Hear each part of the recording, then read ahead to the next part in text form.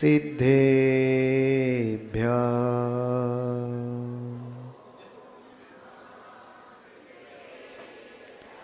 तोभ्यं नमोस्तु भवसागरतारिणाय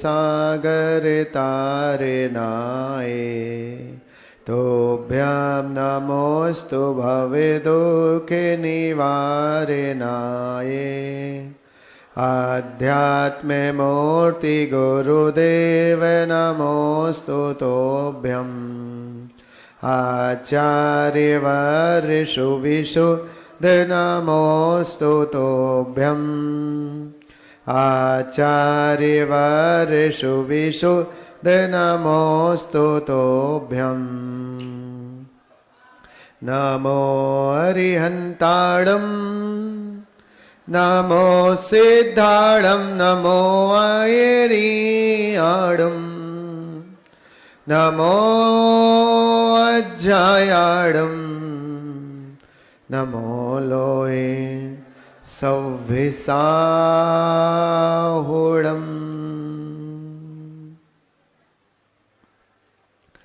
बोले अनंतानंद सिद्ध परमेष्टि भगवान की, शासन नायक श्री भगवान महावीर स्वामी की, परम पूज्य वात्स्य रत्नाकर आचार्य भगवान गुरुदेव श्री विमल सागर जी, सन्मति सागर जी, विराग सागर जी महाराज की, परम पूज्य संत शिरोमणि आचार्य भगवान गुरुदेव श्री विद्यासागर जी महाराज की, परम पूज्य मम गुरुदेव अध्यात्म योगी चर्या शिरोमणि आस्था के देवता आचार्य भगवान गुरुदेव श्री विशुद्ध सागर जी महाराज की, परम पूज्य आचार्य भगवान गुरुदेव श्री समय सागर जी महाराज की, शरद पूर्णिमा महामहोत्सव की, विश्व धर्म की, महान अध्यात्म के राजहंस चर्या शिरोमणि आचार्य भगवान गुरुदेव श्री विशुद्ध सागर जी महाराज के आशीर्वाद एवं अनुकंपा से यहाँ पर बैठे हैं। और आज वास्तव में महापुण्य का उदय है और उदय होने का कारण भी है और कारण हम सबको मालूम भी है, पर इस कारण में एक महत्वपूर्ण कारण है कि याद रखना, बहुत गुरु भगवंत ऐसे हैं,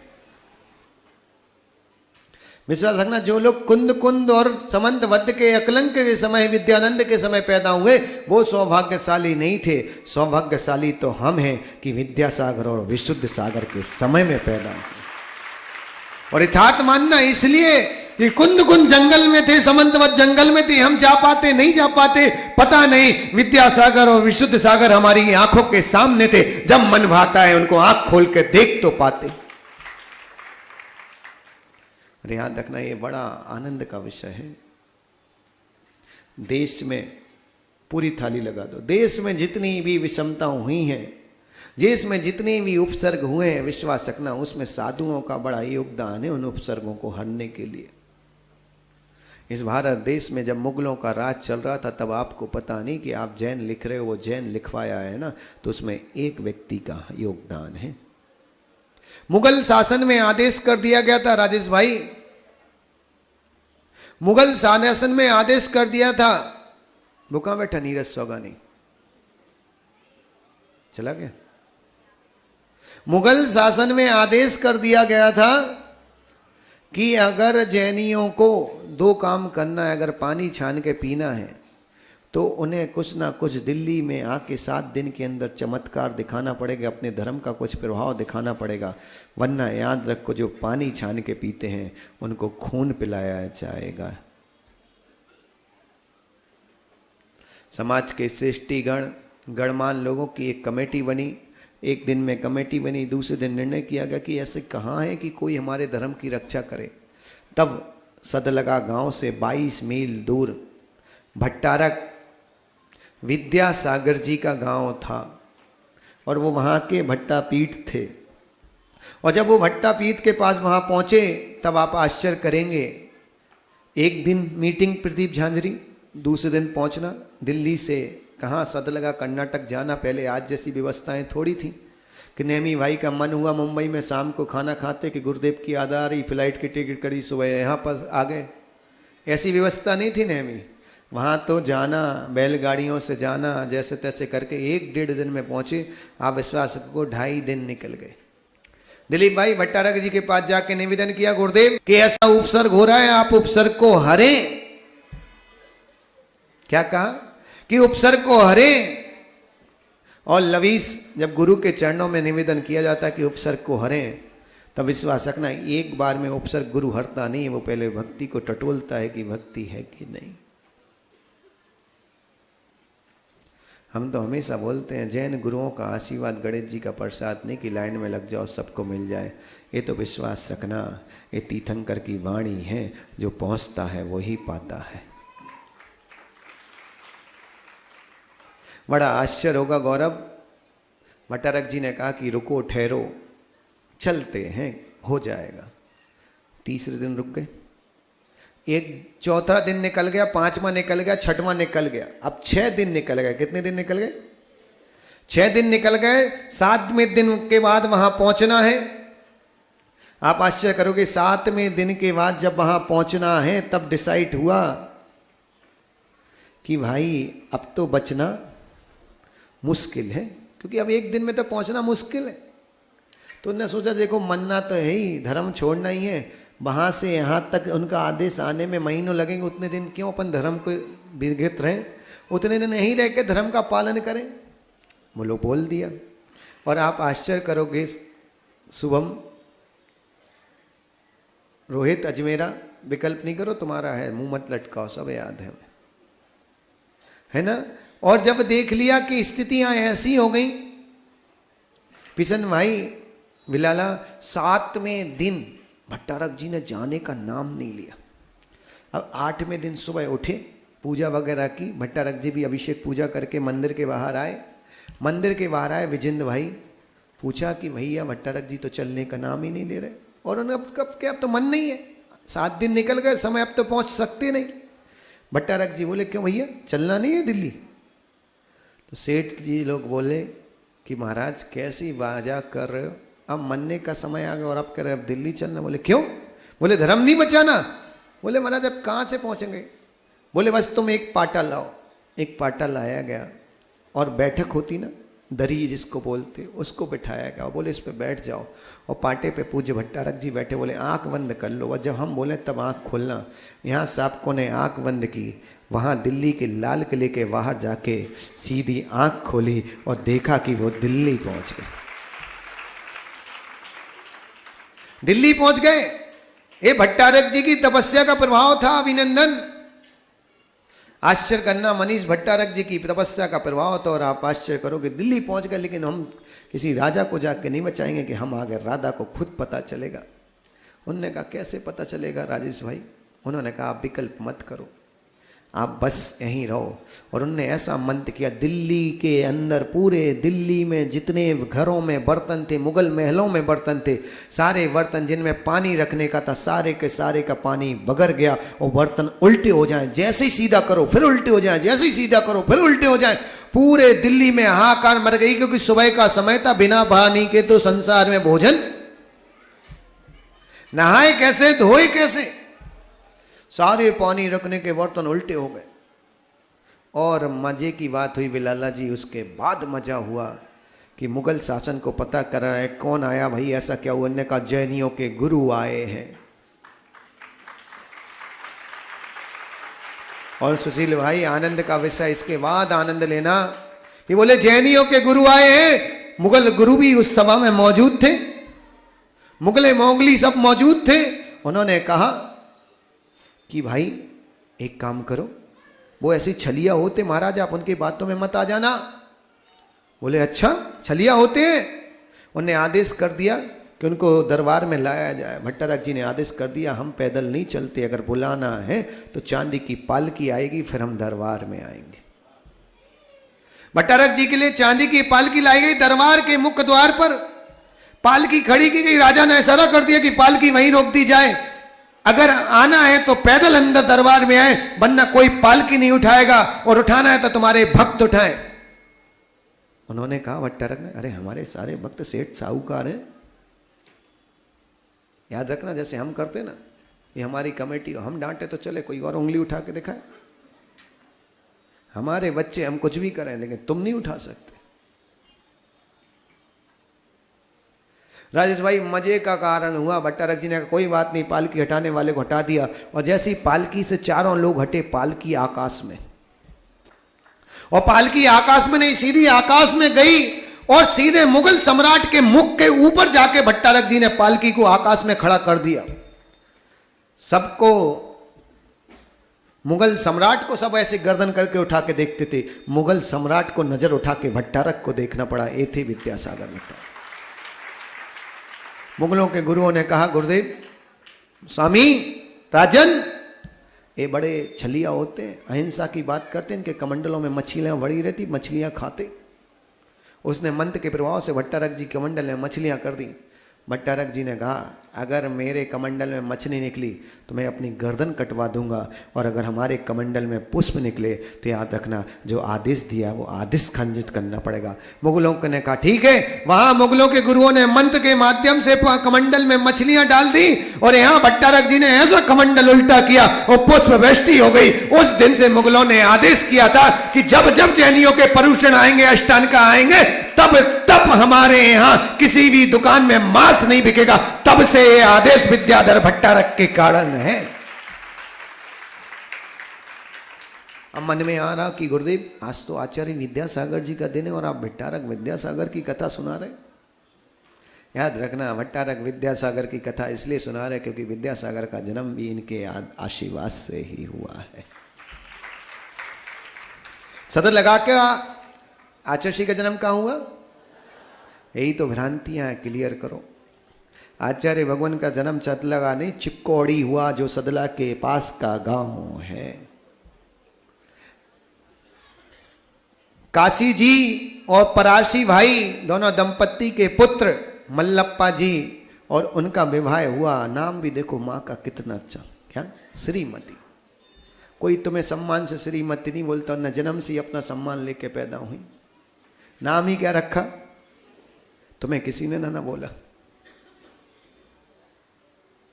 और जाना से ना बोला है, कहा जाता चंगू की मम्मी, पंगू की मम्मी। नाम भी इतना सुंदर, श्रीमती। और संतोष भैया श्रीमती नाम रखा गया। और मजे की बात देखो, दोनों दंपत्ति आनंद से धर्म में वातावरण कर रहे थे। उनकी कोख में एक संतान आई जिसका नाम रखा श्रीकांत। क्या रखा? बड़े आनंद से बच्चे को धीरे धीरे बड़ा किया। 13 माह का बालक हुआ। ऐसी असाध्य बीमारी हुई, पहली संतान श्रीकांत, 13 माह के बालक का अकाल में मरण हो गया। कितने माह का? कल्पना करो, 13 माह का बालक तुम्हारी गोद में गिर रहा हो और देखते देखते तुम उसकी लाश को दफना रहे हो, क्या दशा होगी?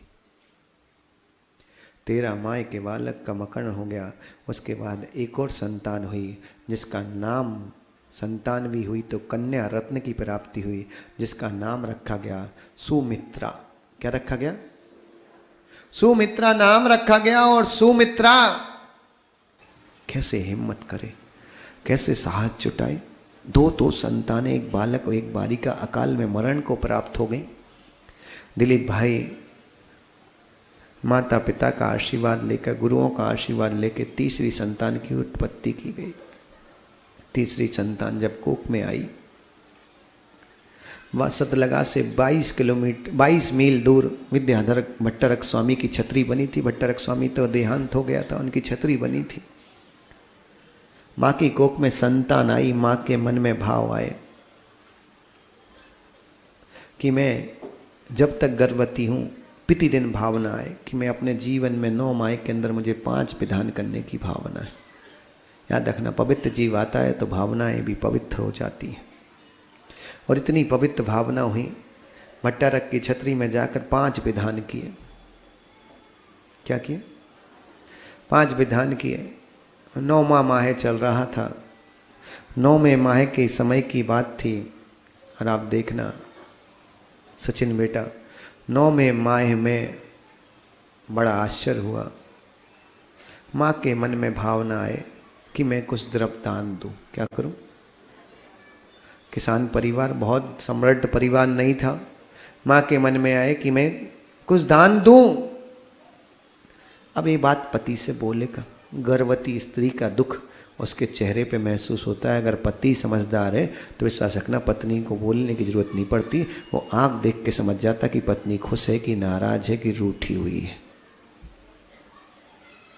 जहाँ सच्चा प्रेम होता वहाँ बोलने की आवश्यकता नहीं होती, और जहाँ बोल के प्रेम जताया जाए विश्वास रखना वहाँ सच्चा तो नहीं होता पर प्रेम हो सकता है। और वही घटना घटी माँ, इतनी गजब घटना घटी। मिलाला जी समय हो रहा है, बहुत जल्दी करना है, कि खाना खा रहे थे मल्लप्पा जी, श्रीमती सामने बैठी हुई थी, 9वें माह का गर्भ था। उन्होंने देखा कि पत्नी के चेहरे पे कुछ तो उदासी है, कुछ तो विकल्प चल। उन्होंने पूछा, और एक गॉड गिफ्ट तो महिलाओं को खास कर है कि एक बार पूछने पे बता दें तो वो महिला कैसी, वो भी महिला ही थी गुरु की माँ, लेकिन महिला तो स्वभाव तो महिला ही रहता है। और वरना तुम देख लो राजेश भाई, सब पूछो, तुम शादीशुदा हो, तुम सबको एक्सपीरियंस है। हम तो भैया में तुम्हारे दुख देख देख के ही सोचते हैं कि हम कितने सुखी हैं। गौरव मजे का हुआ पतंगिया, मजे की बात हुई कि उनने पत्नी से पूछा, पत्नी ने एक बार नहीं बार बार पूछने का पत्नी ने कहा कि मेरे मन में है कि अपन कुछ द्रव्य सेवा में दान करें। बोले अच्छी बात है, द्रव्य सेवा में दान करना, इससे अच्छा सौभाग्य और क्या होगा कि हमें द्रव्य दान करना है सेवा में।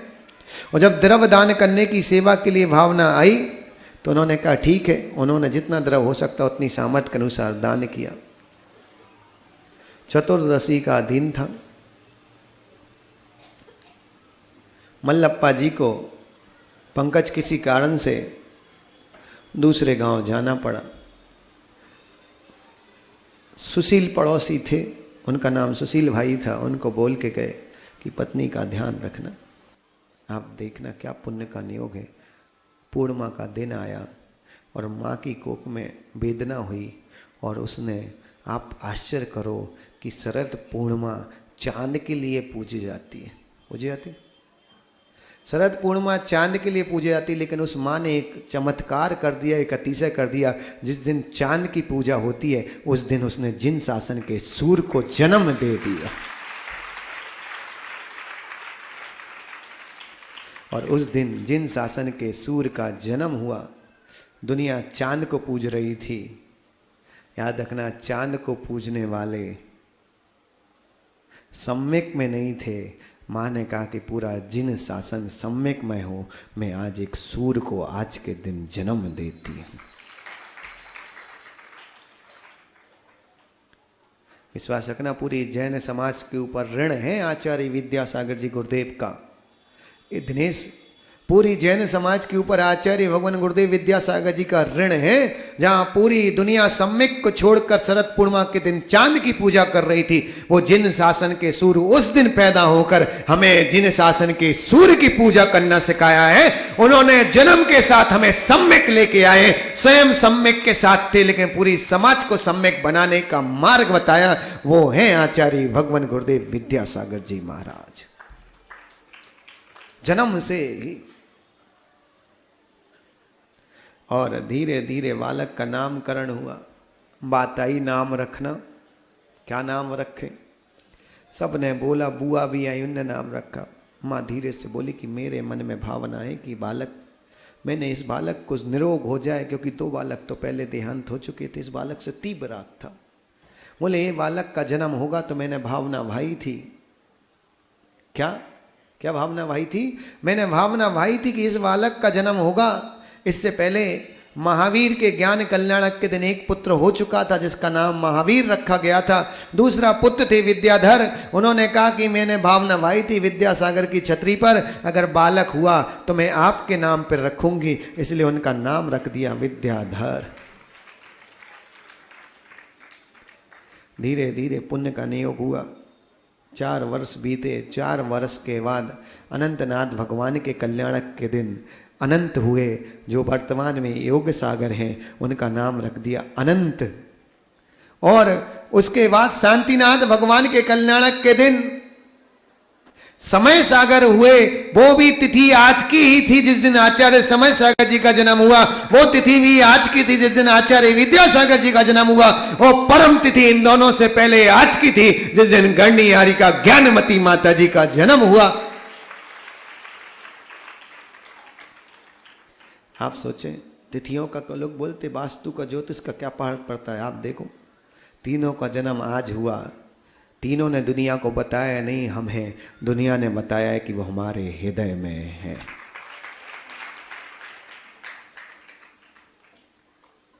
और कितना आनंद का विषय, शांता स्वर्णा बहनों का जन्म हुआ, एक माँ। आप आश्चर्य देखो, 4 बच्चे, 2 बेटियां, 6 के साथ पालन पोलन कर रही, लेकिन सबसे ज़्यादा राग विद्याधर पे सारे भाई बहन रखते कि माँ तू उसका ही ध्यान रखती, तू ममता ध्यान देती ही नहीं।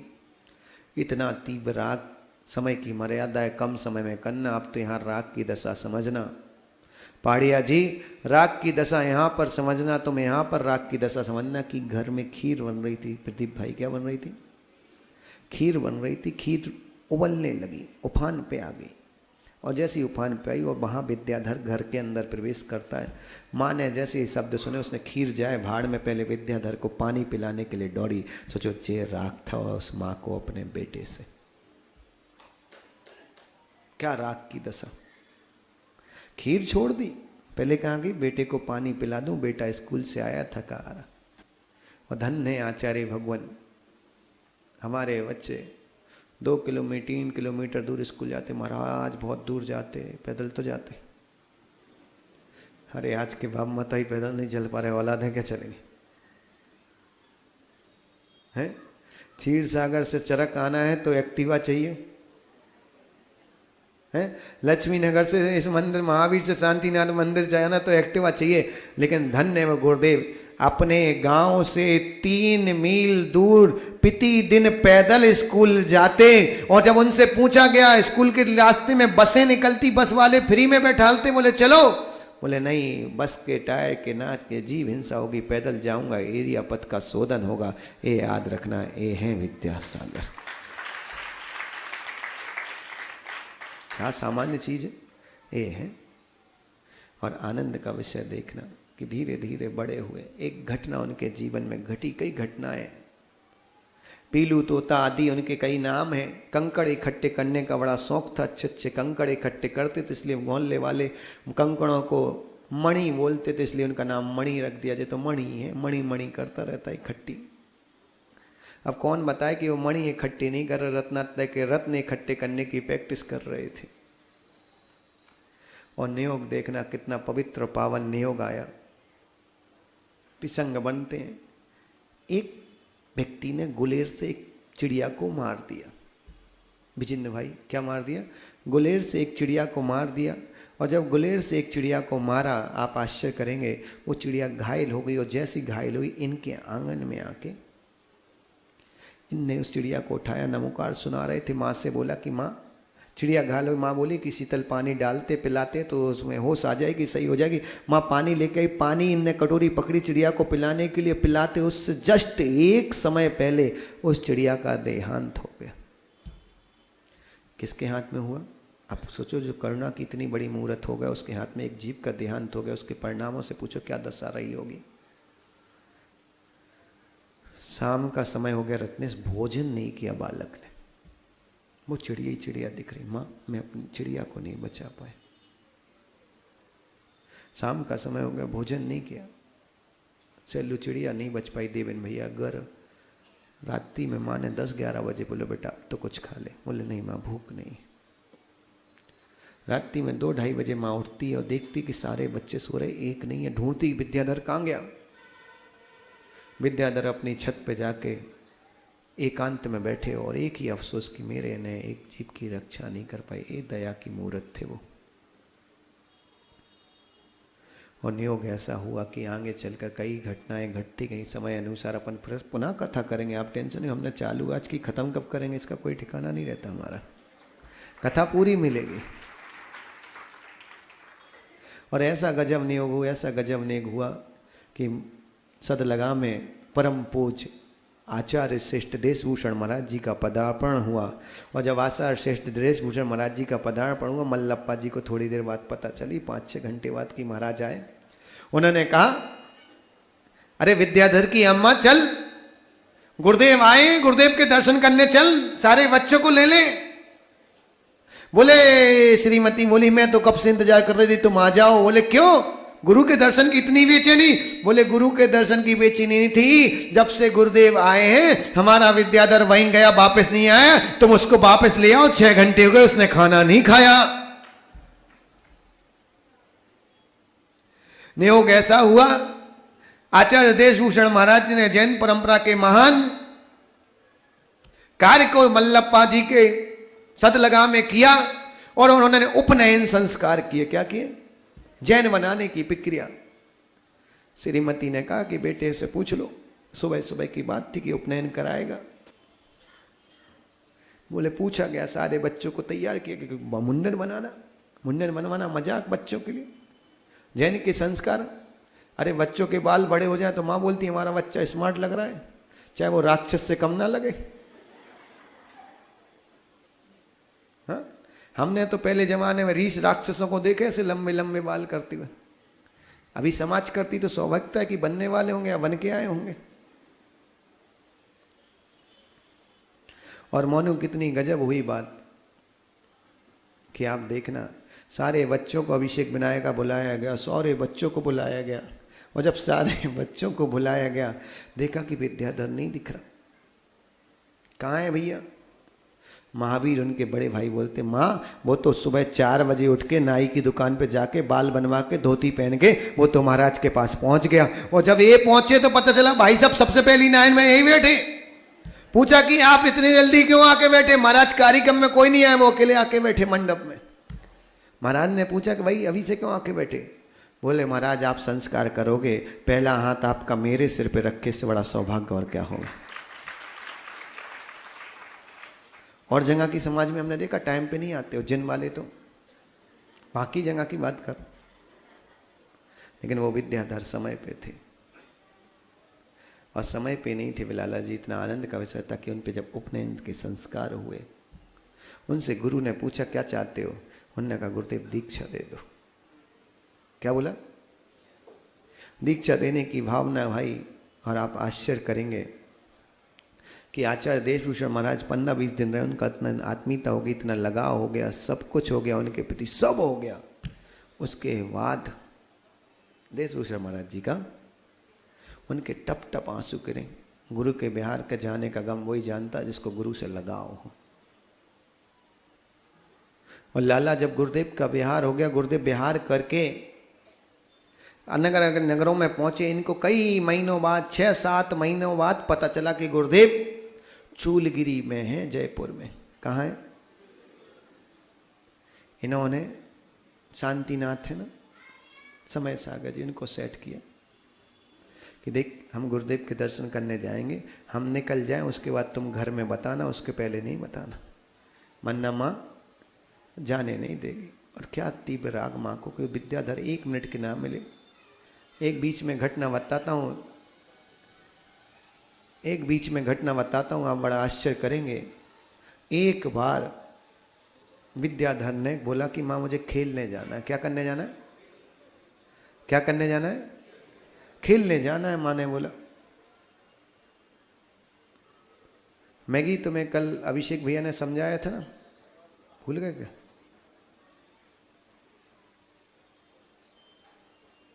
संकेत कहाँ है? उन्होंने कहा कि खेलने जाना है।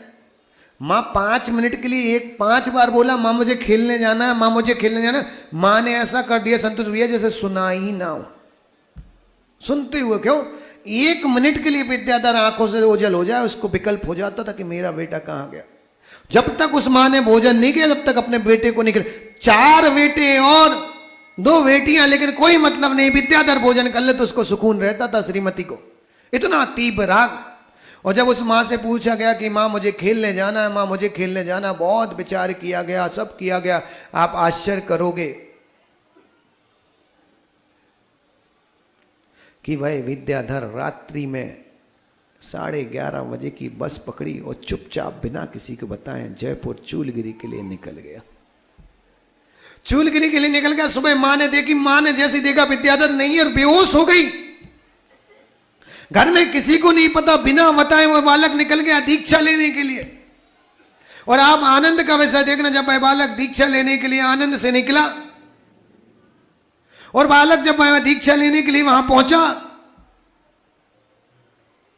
और जब आचार्य देशभूषण महाराज जी के पास पहुंचा, 2 दिन लग गए पहुंचने में। आचार्य देशभूषण महाराज जी से बोला कि गुरुदेव मैं आ गया, आपने कहा था दीक्षा बैराग्य तो आ जाना मेरे पास, मुझे बैराग्य, आप मुझे दीक्षा दे दो। गुरुदेव ने कहा माँ बाप को बता के आए कि नहीं? उन्होंने कहा नहीं गुरुदेव। उन्होंने कहा पत्र लिख और भेज। उस जमाने में पत्र लिखा गया, 4 दिन के बाद पत्र पहुंचा, 6 दिन हो गए। आश्चर्य करना कितने दिन। उस माँ के हृदय से पूछना जो माँ अपने बेटे को भोजन करा के भोजन करती हो, 6 दिन से उस माँ ने एक बूंद पानी नहीं पिया, एक बूंद पानी कि मेरा बेटा मेरे सामने नहीं है। 6 दिन के बाद जब पत्र मिला, 6 दिन के बाद पत्र मिला, मल्लप्पा जी ने पत्र पढ़ा, उसमें बेटे ने लिखा कि माँ मुझे दीक्षा लेनी, मैं जयपुर आ गया हूँ खनिया दाना आचार्य देशभूषण महाराज जी के पास। ए सुनते साथ माँ बेहोश हो गई।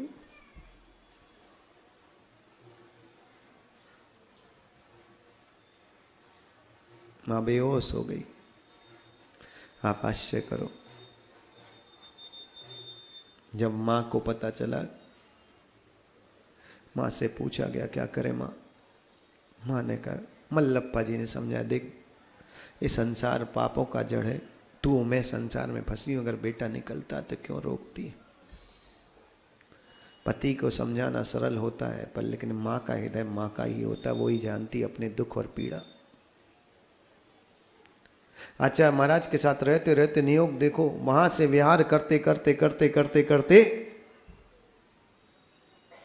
मजे का आनंद का विषय देखना कि 27 जुलाई 1966 के दिन गोमटेस में आचार्य देशभूषण महाराज जी का पदार्पण हुआ। आसपास के गांव वाले देशभूषण जी को देखने के लिए गोमटेस पहुंचे और मल्लप्पा श्रीमती अपने विद्याधर को ढूंढने गोमटेस पहुंची। वो दृश्य देखना, चंद्रगिरी की पहाड़ी, पहाड़ के जमीन पर पर्वत पे ऐसे विद्याधर बैठे हैं, सामने श्रीमती बैठी है, मल्लप्पा बैठे हैं, बेटे बेटियां बैठी हैं, समझा रहे कि बेटा बहुत दिन हो गए, 1 बरस हो गया गुरु के साथ रहते थे, अब तो घर वापस चल। कहाँ चल? घर वापस चल। वो समझा रहे कि माँ घर में क्या रखा है, तूने मेरे इस शरीर को जन्म दिया है, पर मैं इस आत्मा का कल्याण करने के लिए मनुष्य पर्याय मिली है। याद रखना, उस माँ के हृदय से पूछना जो माँ घर ले जाने के लिए रो रही हो और वहाँ उसका बेटा दीक्षा के लिए रो रहा, उन दोनों के बीच की वार्ता का तल्लाप देखना क्या आनंद का विषय होगा।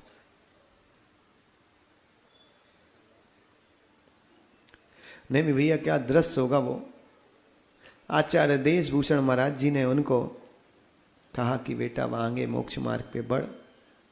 सत्तम पितमा के व्रत गोमटेस बाहुबली के चरणों में पिधान किए गए और महान दृश्य हुआ उसके बाद कि आचार्य देशभूषण महाराज जी के साथ रहते हुए कभी भी वो आज के ब्रह्मचारी, आज के त्यागी वृत्तियों को सीखने लायक सीख है।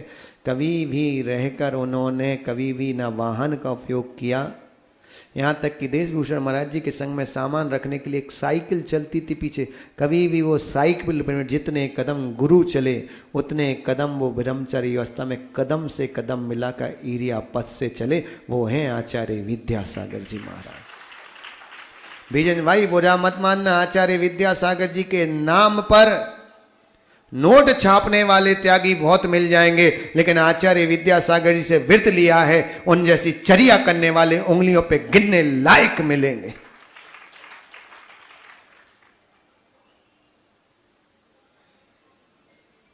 ये माइक पे चिल्ला देना कि हमने विद्यासागर जी से दीक्षा ली, हमने विद्यासागर जी से व्रत लिया, बहुत आसान है। आचार्य विद्यासागर जी से लिया तो उन जैसा आचरण करके दिखाओ, इसको करने में पसीना आ जाएगा, जीवन की श्वास लग जाती है। हर व्यक्ति सिद्धा समर्पण से विद्यासागर को पूज सकता है, पर विद्यासागर बनने के लिए सिद्धा समर्पण नहीं, पूरी आत्मा की उल्लास चाहिए और साहस चाहिए, वो व्यक्ति विद्यासागर बन सकता है। याद रखना, वो गुरु हैं विद्यासागर जी। पैदल चले पूरा बिहार, और जब वो पैदल कदम से कदम चलते थे, आगे चल के वो पढ़ते थे। यहाँ देखना पिसंग भाई, विजेंद्र सुपाड़ी, यहाँ देखना जब गुरुदेव पढ़ते थे ना हितेश भाई, तो देशभूषण महाराज जी सामाजिक व्यवस्थाओं में बहुत जुड़े थे। उस समय सबसे प्रभावशाली साधु थे, राजनीति सामाजिक व्यवस्था उनका बहुत वर्चस्व था पूरे देश में। इकलौते पूरे भारत में उससे लेके आज तक इकलौते साधु हैं जिन्होंने लोकसभा में जाके प्रवचन किए, उनका नाम है आचार्य देशभूषण जी महाराज।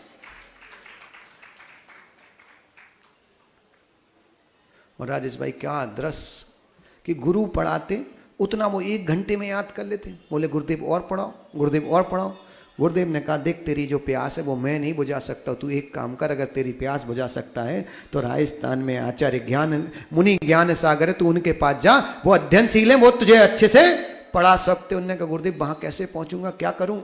उन्होंने बताया कि तुम वहाँ जाओ, वहाँ कचौड़ी मल जी एक सेठ जी है, उनके घर पे जाना, वो तुम्हारी सारी व्यवस्था कर देंगे। मैं पत्र लिख देता हूँ।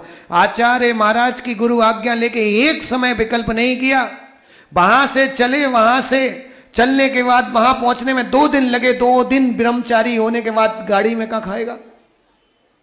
2 दिन तक पानी की बूंद नहीं पी, वहां पहुंचे। और वहां पहुंचने के बाद जब कचौड़मल जी के पास पहुंचे, उनका घर का पता ले लेके पहुंचे और उनसे बोला कि मुझे मुनि ज्ञान सागर जी से मिलना है। आचार्य देशभूषण महाराज जी ने भेजा, पूरा विकल्प बता दिया देवेन भाई। उन्होंने कहा पहले भोजन तो कर ले। विद्याधर क्या कहते हैं, रत्नेश विद्याधर बोलते हैं भोजन बाद में, पहले मुझे मुनि श्री के दर्शन करा दो। उनके पास ले गए, जैसे ही बैठे बोले किस लिए आया? पत्र दिखाया, पत्र पढ़ा कि इसको दीक्षा लेने ज्ञान की रुचि है तो आप इसको मार्ग को प्रशस्त करें। उन्होंने कहा कि नाम क्या है? उन्होंने कहा विद्याधर। बोले मैं नहीं दूंगा तुझे दीक्षा। बताओ, दीक्षा की भावना लेने पहुंचा और सामने बोल दिया जाए कि मैं तुम्हें दीक्षा नहीं दूंगा। बोले क्यों? बोले तेरा नाम विद्याधर है, मैं तुझे दीक्षा नहीं। कब उड़ जाए विद्याधर? तो उड़ते रहते, तू कब वाहन से निकल जाए? आप आश्चर्य करना, एक समय नहीं लगाया, एक समय नहीं लगाया। ये होती है सिद्धा, ये होती है समर्पण। तुरंत अभिषेक राणा, तुरंत गुरुदेव ने बोला कि आज से गुरुदेव मैं आजीवन वाहन का त्याग करता हूं, इसका नाम है आचार्य विद्यासागर। और नियोग ऐसा कि अध्ययन में इतनी रुचि। ज्ञान सागर जी ने कहा कचौड़ी मल जी से नजर रखना कि पढ़ता कि नहीं पढ़ता, कहीं ऐसा ना हो कि पद्य के नाम पे आए और पढ़ता ना हो। आप आश्चर्य करोगे, रात्रि में चोटी थी उनकी, चोटी। पिसन बिलाला से बोल दो कि जनेऊ पहन लो तो उसके प्राण निकल जाते। मजाक नहीं करो, मुंह पे बोल रहा हूं। आचार्य विद्यासागर जी ने पूरे ब्रह्मचर्य अवस्था में जनेऊ धारण किया है। जे तुम अपने और अपनी परंपरा वालों को समझा देना ये बात। जनेऊ धारण करना 20 पंथ होता ना तो क्या नहीं कहना था। जनेऊ धारण करना दिगंबर सावक की पहचान है। बहुत सारी क्रियाओं को हमारी समाज में पंथों में बांट दिया, जबकि ये क्रियाएं हैं। स्वयं आचार्य विद्यासागर जी ने, अगर आपको देखना हो तो कहीं मत जाओ, जबलपुर में जो लाइब्रेरी बनी है जहाँ फोटो टंगी है, वहां उनकी जनेऊ वाली फोटो है ब्रह्मचारी अवस्था की, खुद देख लो।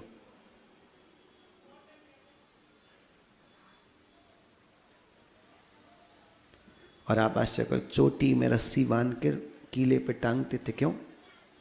क्योंकि झपकी आएगी तो नीचे मुंडी होगी, चोटी खिंचेगी तो दर्द होगा, नींद खुल जाएगी। जितना गुरु ने पढ़ाया उतना याद करने के बाद सोते थे।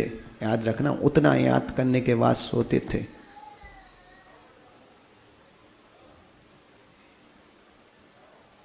ये समर्पण। और धन्य वो अजमेर समाज, और धिक्कार है उस अजमेर समाज को भी। हाँ, आपको मालूम आज जो समाज ये बोलती ना कि अरे हमारा सौभाग्य हमारे आचार्य विद्यासागर जी की दीक्षा हुई।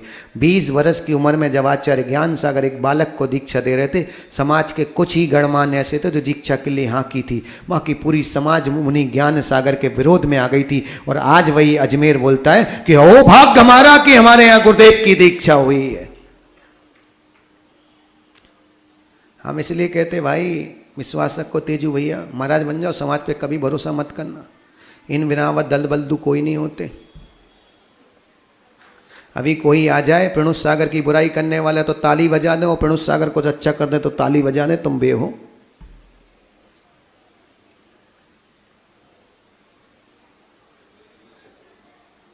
हाँ, ऐसी दशा है अजमेर में। उस जमाने में सोचो, उस जमाने में जब उनकी बिलोनी निकली, गौरव क्या दृश्य होगा। तुम थोड़ा सा कुछ करते उसमें बोलते महाराज खर्च हो जाएगा, ये सोचते हो समाज।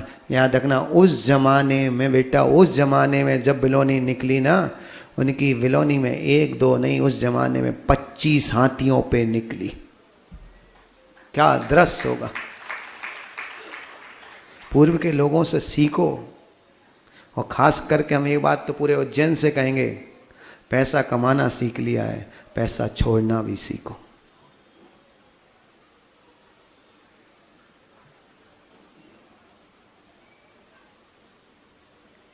और जब अजमेर में उनकी 30 अक्टूबर को मुनि दीक्षा संपन्न हुई और ज्ञान सागर जी ने उनका विद्यासागर नाम रखा गया, इन सारी चीज़ों के बाद आप वो दृश्य देखो कि जिस गुरु ने उन्हें पढ़ाया, दीक्षा दी, सब कुछ किया हो, सब कुछ किया हो, और वह गुरु 4 वर्ष के बाद चतुर्मास निष्ठापन के बाद बोलता कि बेटा एक शुभ मुहूर्त है। उस मुहूर्त पे गुरु शिष्य नीचे बैठा, ऊपर पाटे पे गुरु बैठे तख्त पे, और बोलते हैं कि बेटा इधर आ। पूरी समाज को इकट्ठा करता है गुरु, और क्या बोलते कि बेटा इधर आ। उनको पास में बैठाते, लौंग उठा कर थोड़े से संस्कार करते, और संस्कार करने के बाद देखना, दृश्य देखना, जिस गुरु ने पढ़ाया, जिस गुरु ने प्रायश्चित दिया, वो गुरु पाटे को छोड़ता है और जमीन पे आके बैठता है और अपने शिष्य से बोलता है कि तू जाके सिंहासन पे बैठ। याद रखना इसका नाम है आचार्य ज्ञान सागर।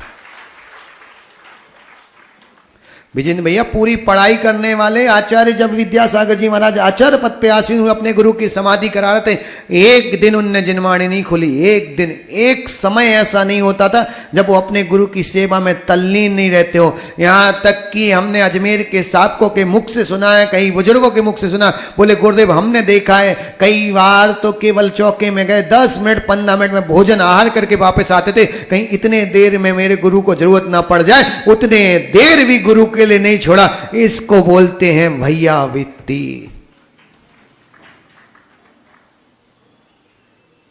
अपार भैया वित्ती की, गुरु की निर्दोष समाधि की, ऐसे नहीं बने। याद रखना विद्यासागर जी अपनी साधना के दल पे विद्यासागर नहीं थे, अपने गुरु के प्रति जो समर्पण था और उससे जो साधना थी उसका फल था कि विद्यासागर जी को विद्यासागर कहने की जरूरत नहीं होती, केवल संत शिरोमणि भी कह दो तो लोग समझ जाते कि विद्यासागर जी का नाम लिया। ये थे।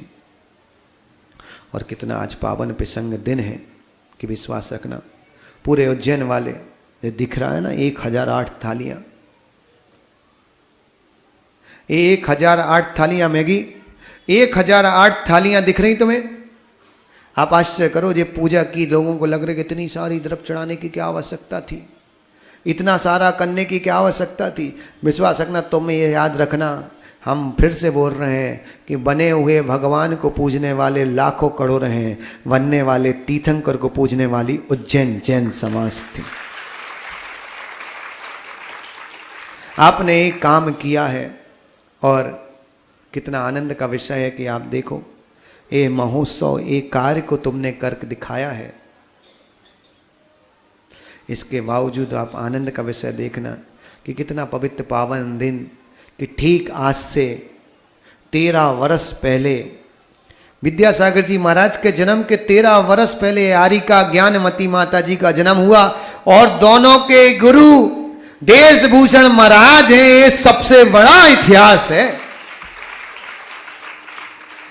उनको भी, विद्याधर को भी निकालने में हाथ है तो देशभूषण महाराज को, आरिका ज्ञानमती को भी निकालने में हाथ है तो आचार्य देशभूषण महाराज का है।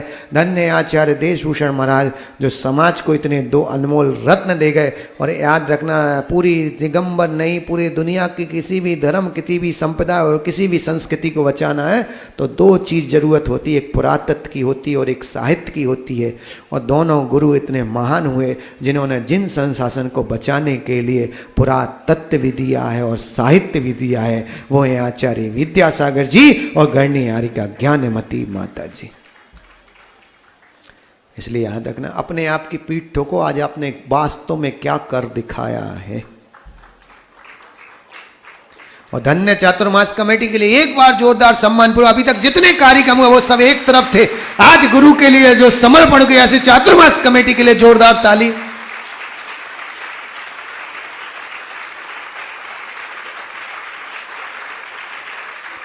और हितेश भाई, आज आप महोत्सव के लाभार्थी बनो। एक चीज याद रखना, आपने वो किया है, वो किया है, विश्वास रखना, सच कह रहा हूं, तीर्थंकरों को पूजने वाले, केवलियों को पूजने वाले, पत्थरों की इमारतों में बैठे भगवान को पूजने वाले बहुत हैं। साधु को भगवान के तुल पूजने वाला काम आज आपने करके दिखाया।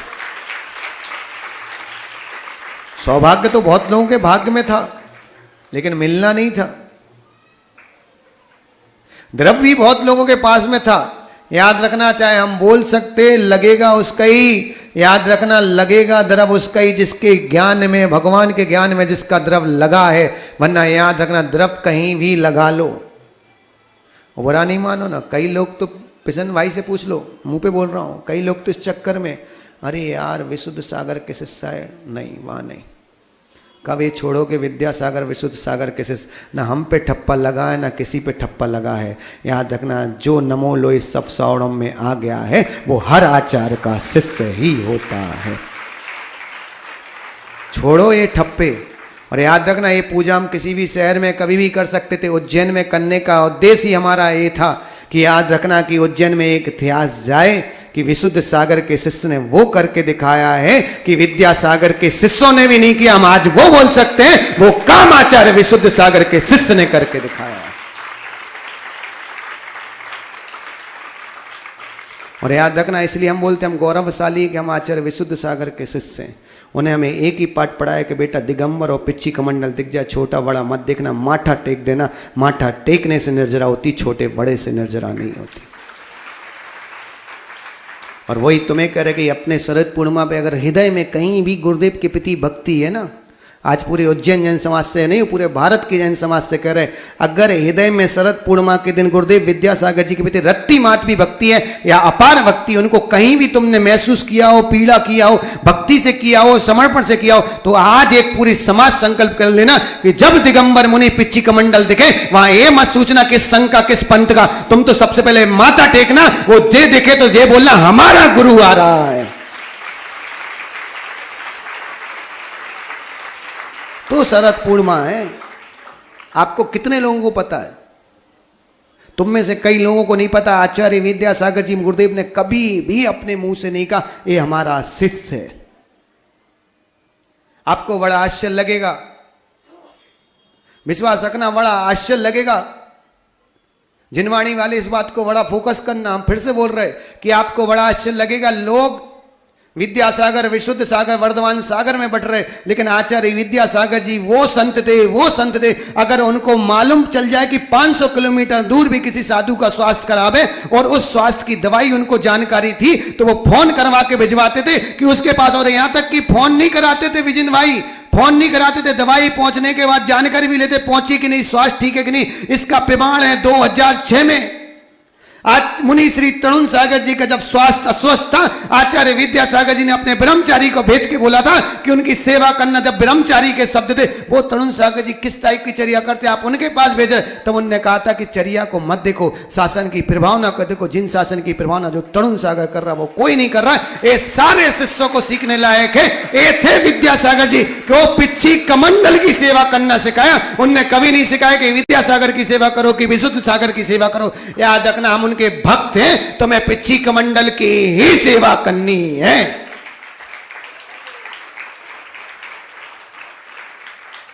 और याद रखना, इतना शेर जैसा दहाड़ने की ताकत इसलिए रखते हैं कि याद रखना, हम अपने नाम के पीछे सेल लगाएं या ना लगाएं, लेकिन शेर जैसा दहाड़ने की ताकत इसलिए रखते हैं क्योंकि हम विशुद्ध सागर के शिष्य हैं।